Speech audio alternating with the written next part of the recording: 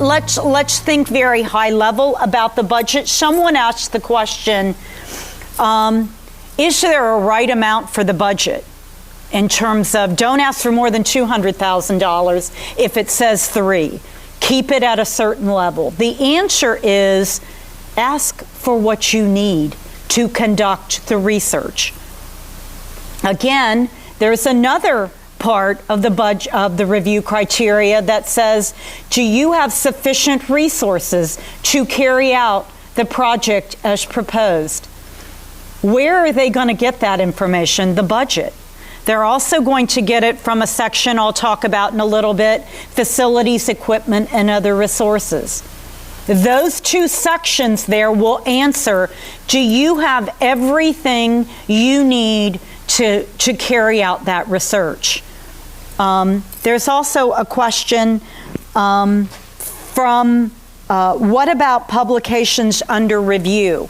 Well, the idea of a publication is that if you're really going to put it there, you want somebody to be able to access it if they'd like to take a look at it. If it's under review, it's not published, and so they're not going to be able to take a look at it. So that's not going to really sufficiently demonstrate anything to a particular reviewer. So that's the answer to that question. Another point to make that kind of just elaborates further on ask for what you need. There are many times that reviewers read project descriptions and they read the budget and they say, well, what this budget tells me is that this individual doesn't have a clue what they're doing. They don't need 2 graduate students, they need 22 to carry out this work. This magnitude is way larger than they could ever accomplish in 3 years. So again, that offering it up to a colleague saying, does this make sense to you? We often encourage sharing of the whole proposal with colleagues at the institution. I can't share it with somebody else. I don't want somebody else to see it.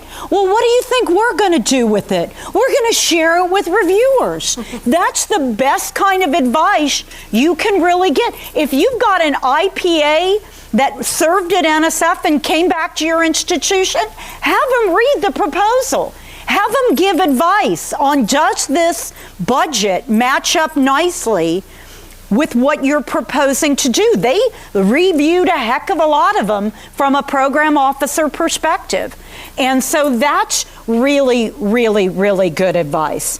Obviously, there are a budget for every year of the project, and the budget justification, which is an extension of the budget, can be up to 3 pages for the prime organization. If you have any subawardees identified, they can have up to 3 pages as well.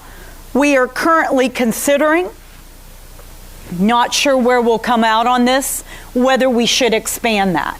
Because some are telling us, look, if you really do, and if you read the language in the PAP guide on the budget categories carefully, you will see that every one of them need to be justified.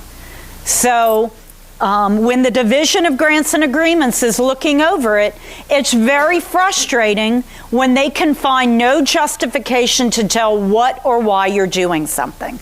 But yet you're asking for money from NSF. So that...